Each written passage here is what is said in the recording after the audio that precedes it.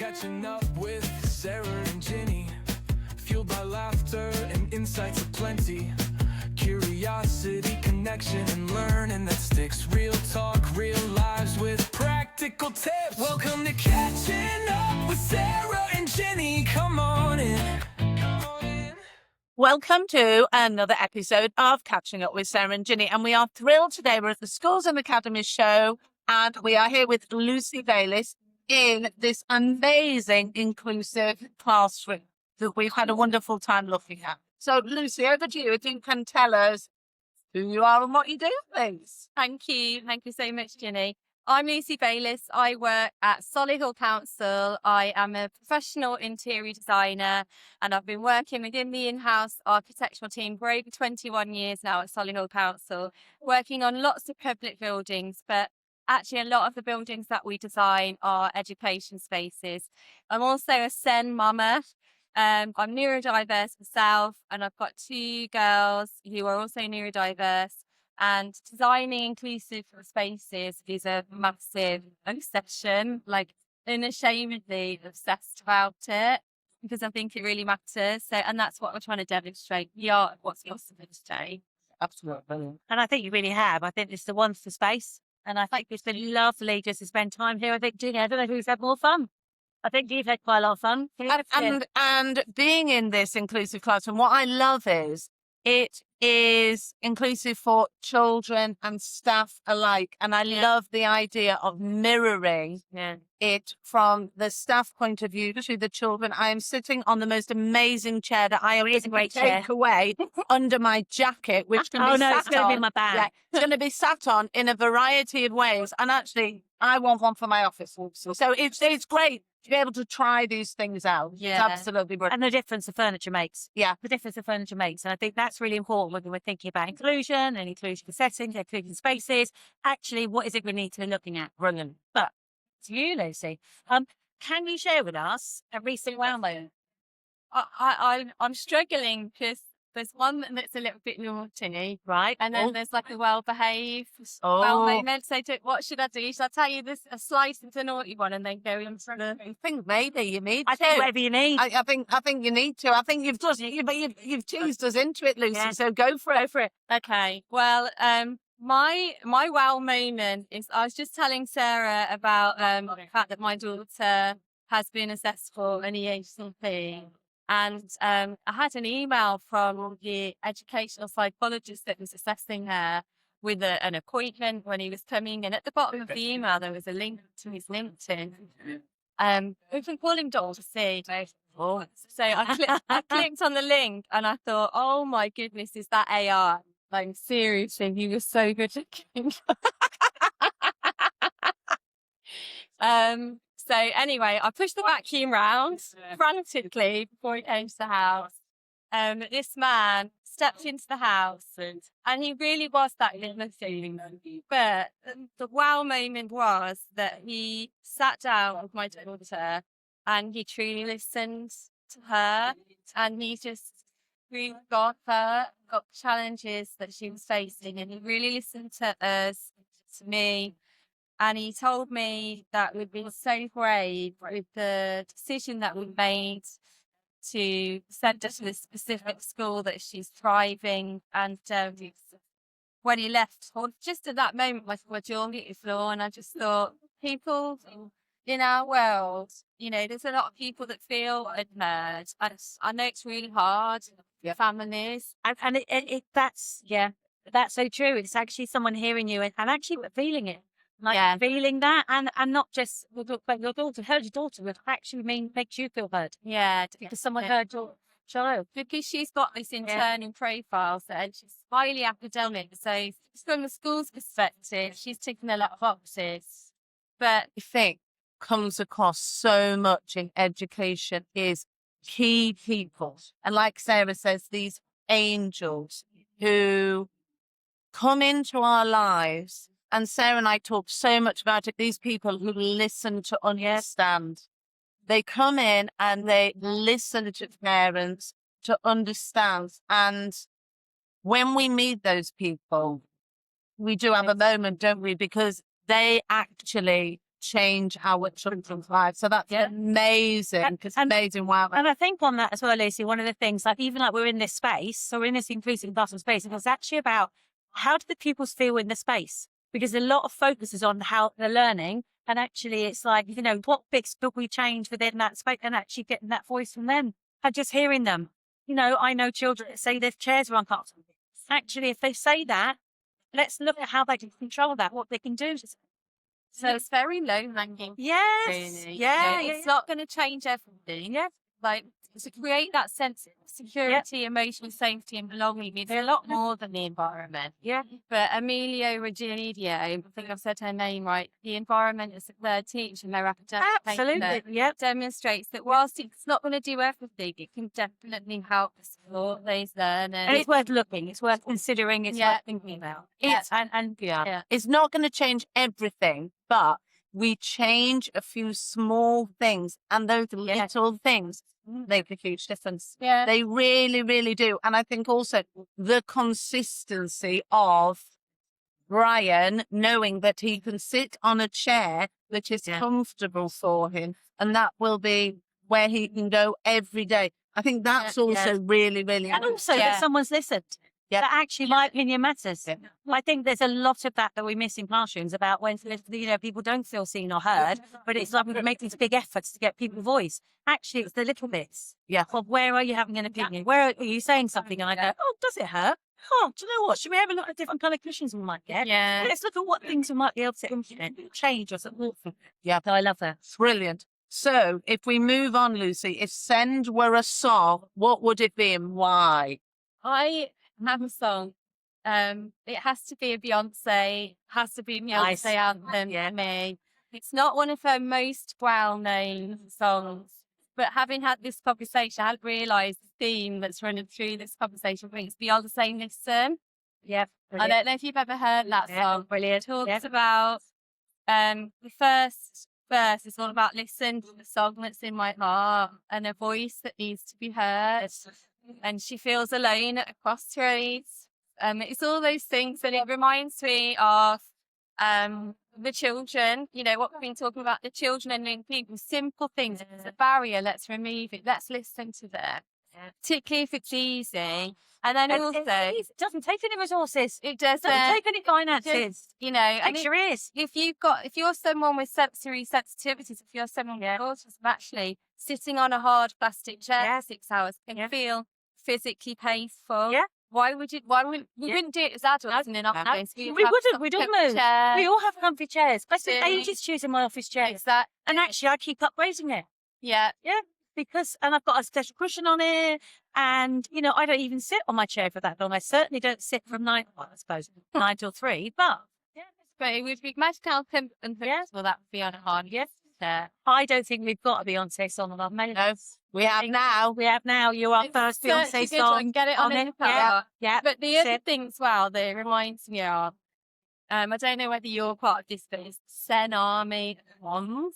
Oh, They're online on Facebook, and you start when you find out you think your kid might have some sort of neurodiversity. You start off by just thinking, what lurking background. And these women that have swooped in and helped me out and been there for me and listened to me. That's so good. And I really want to pay that back forward in the future, being there for us, but the support and that strength of the Sen Army is just, it's a big love that. And I love that. I mean, I just, it is that again, we came back to that. I'm trying to think of how many different people when we speak to them, it's all about that network. Find your people, find someone that's going to lift you up, find someone that's going to support, because actually that's a real thing to do. Yeah. It's really complex. And actually, you know, it's needed as well. That's the other thing with that. Oh, that's great. In fact, just to make me think, because I just started watching The A Word. Yeah. Have you seen that? I've seen a bit of it. Oh, okay. It was just kind of like one of those programs that I then just started watching. I was binge watching it, but it was just really interesting. Again, as it is around how we're impacted by how other people respond to us, and how, you know, the other mum's views, the other dad's views, the other parents, those situations, and it's that real impact as well with that. That could be a whole nother topic. Yes. So our final question is if you would like to recommend a book to us, and it can be a children's book, it could be a book you've read, what might it be? Well, I think it's probably a book that you guys already read.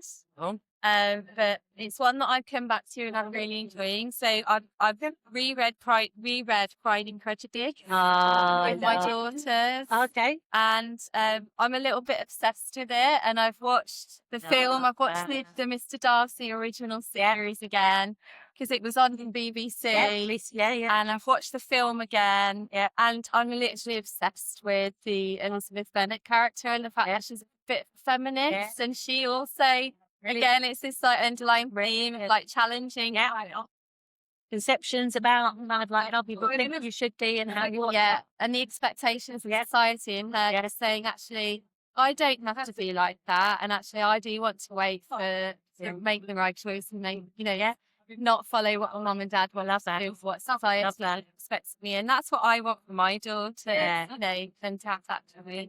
So they understand that there are choices. I think that's the other thing as well, isn't it? And I think we've had a conversation about schooling and secondary schools, and it's about that understanding there's choices out there. Yeah, There isn't just one path, and actually it's about us understanding what the society pathways with that. Just that made me laugh. Pride and Prejudice was such a great book.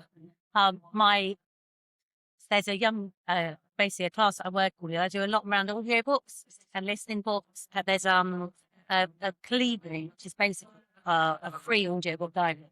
And so one of the classes, which was the son, before we listened to this, did say, he said, because we've got those audiobooks, I had a chance to listen to a book. He said, it's called Pride and Prejudice. He said, I wouldn't bother. He said, I had to listen to the first couple of lines, and he said it was great. I said, fair enough. But I'd like, he'll grow into that. He will. Yeah. But Mr. Collins, when he comes in. Brilliant. So good. So good. Well, thank you so much.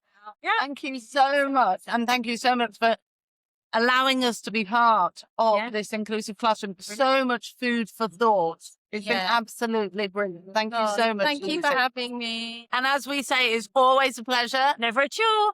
Thank you, Lucy. Thank you. We are thrilled to be in the inclusive classroom by Findel, and we are here with Natalie McMahon. So would you like to firstly, please, tell us who you are and what you're doing, please? Absolutely. I'm Natalie McMahon and I work in Dell. And I'm here today at the Inclusive Classroom showing everything we have to offer to help educators build a truly inclusive classroom. Wonderful. And we love it. We have spent a lot of time in this space. I know. I have to say. Did you say she knows? Yeah. Do you think she knows this stuff? We literally have come in and gone, ooh, picked everything up. And particularly the lamps. The lamps, then the blankets, the weighted blankets, the beautiful pebbles. We have lights. But I think for me as well, that's been one of the really interesting things today and something that I've really enjoyed as well. It's people's reactions. They come in, they're inspired by the environment, and then they hone in on something, they pick it up, and it's just a delight in people's faces, and that inspiration to us is really important. If somebody's inspired by one thing they see today and then they go on to create a truly inclusive classroom, then we're super happy that we supported that. And the chair that you are sitting on. Yes. I am going to steal the chair. I'm going to have to make sure I put this on the truck first. Yeah. Otherwise it's going to disappear. Oh no, Ginny's already said she's put it back. It's going in the handbag. Going in my hat or in my jacket. And I really think, like you're saying, it's this idea we've come in and we're seeing things, we're sitting on things, we're trying things out, sharing things. Yeah. And that is what is great about today, is that connectivity. People are coming, they are seeing things, they are trying things out and going away with inspiration, really, isn't it? Yeah. And isn't that why people come to shows? Yes. They've got that open mind, they want to be inspired, they're looking for new and different things, and hopefully we've delivered that today. I'm confident we have. I think you have. And so could you tell us about a wow moment? A wow moment. Something, it can be recent, it can be something in terms of I think for us, this show, it's different for us to do an inclusive classroom. We do lots of different resources, and this is a little bit different for us. I think the wow moment for me was, we arrived at the show, we started unboxing everything, then just standing back and looking across the whole space, and it looked so amazing. Every single face that I've seen in the team or You know, people coming to the stands, they've just smiled and enjoyed the space. So that's my wow moment of the day. And it was really good because one of the talks that we came to was from your stand. Yeah. So what a great, how wonderful for us to be able to sit on sofas and on buffets and to eat buffets and experience the inclusive classroom was hearing somebody. We're actually learning. Yeah. Immersive space, tactile, engaging, something different, and it's worked, and we're so pleased. And it was great because we were sitting there listening to the great talk, and then other people were kind of arriving and flocking to see what this space is, you know. So yeah, I think I would agree with you. So it's just been a great environment to be able to try out. Yeah, just to be in, and also to have those conversations, really nice conversations. These those quality conversations. I agree. So, you know, a small question about something, and next minute you're talking about challenge that an educator's got in their environmental space. So, and we just want to be able to work with them to provide those solutions. So, just thinking about that is, I was actually working with some schools recently, and they were talking about space for staff. Yeah, when actually things have been tricky or difficult, or things have not gone as planned, and actually they said there's nowhere in school anymore where they can't, because they're in a staff room and it's full of staff who are, and actually sometimes it's that opportunity for you to have a space for staff, complete well-being, because every centimetre is a premium now. You know, it's actually with inclusive classrooms, trying to make sure we've got space for everyone, but you're dead right, the staff, everyone needs a little place to go and just have 5 minutes. It's definitely been on. It's really interesting. If you ask staff, what is a staff visit? And within my schools, we've changed our staff and so they are zoned. And I did it in one school, and we have a dining table. Oh, right. And they were like, are we having family lunch together? We can sit, have our lunch. And we can have our lunch together. And people can have their lunch together. Other people can go and have their chat. But what can happen in the staff room is it can become a place where one person vents about their morning. And also then influences the whole culture and the whole environment, and particularly around different things that happen in the school. And actually sometimes you don't want that. And I think this here is a whole other book. Yeah, it is. But I think it's so interesting because this is for children, but actually, you know how much I'd love that chair. You know, let's think about the adult as well. I know what you mean. You know, and actually that you consider zoning. And that's worked really well because people can go. Someone said to me the other day, and it saddened me, they said, when I go in the staff room, am I allowed to talk about things other than school? I said, please do. Please do. The staff room should be a place where you talk about things you want to talk about, where you have that downtime. And if you want to talk about school, potentially you go somewhere else. It is another podcast, isn't it? But there's just so much scope. I suppose it goes back to what Lucy was saying earlier, you know, the home from home, creating that environment where people feel relaxed enough to express themselves in whatever they need to, you know?